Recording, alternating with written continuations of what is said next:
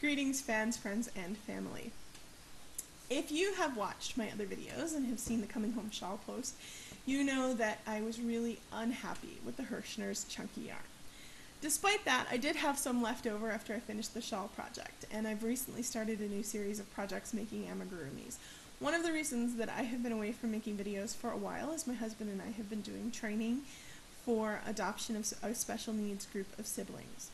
And one of the things they ask you to do is have something that's been in your house for a while that you can bring the kids when you first meet them before you take them back home to your house. Something that smells like your house, that, has been washed with your laundry, that has sat around, just soaking up the smells of your house for a little while to make it a little more familiar when they come home. Well, if they're coming to my house, they're going to get something that's handcrafted by me. I mean, come on.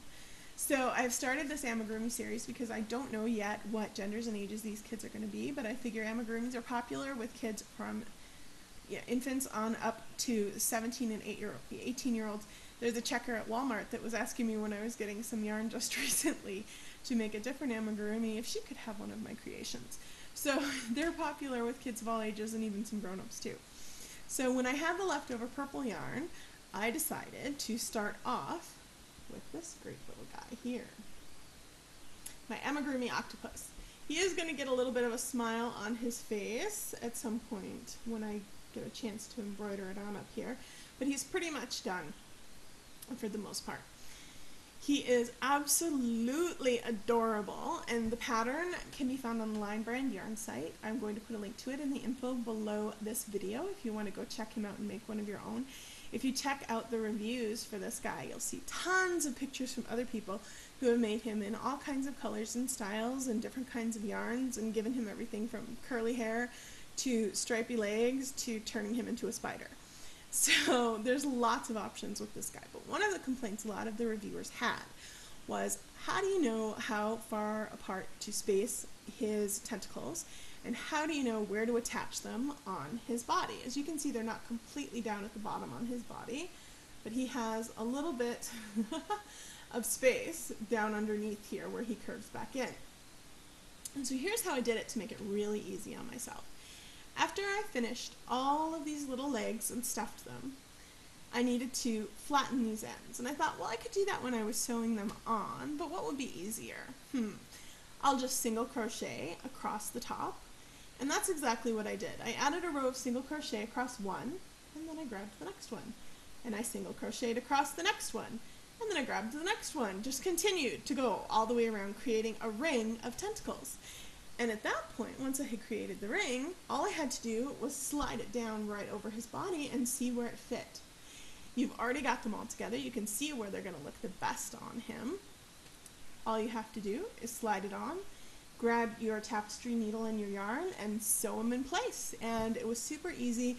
People were doing everything from pinning them all on to using stitch markers to counting the stitches, and I thought, hey, that's way too time consuming for me.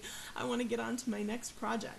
So the single crocheting around them all before sewing them on seemed to take way less time than any of the other methods, even if it does add a little bit of extra crochet work.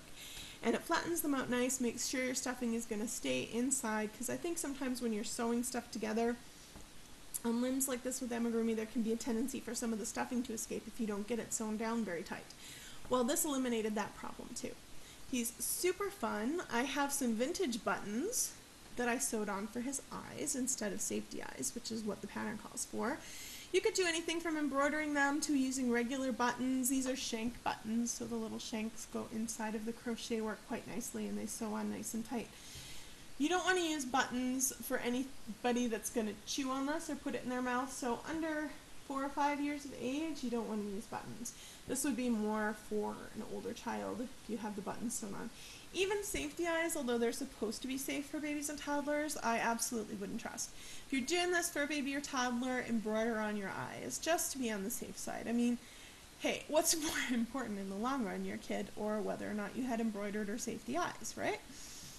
So, super cute. It took me one evening to make him, and one evening to make his body. I didn't have much time, and one evening to make his tentacles and sew him all together and sew the buttons on. So I guess 2 evenings all together, but probably about 3 hours across the 2 evenings, so it wasn't a very long-term project.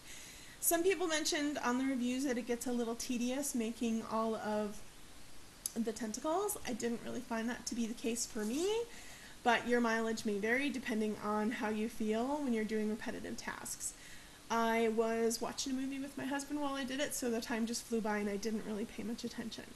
So overall, Amigurumi Octopus, fabulous, fun project, great for kids of all ages, including grown-up kids, and an absolute you should do it. For more tips, tricks, techniques, and projects on crochet and other crafts, check out Crafty Diva Cat on Facebook and Twitter. As always, thanks for watching and happy crafting.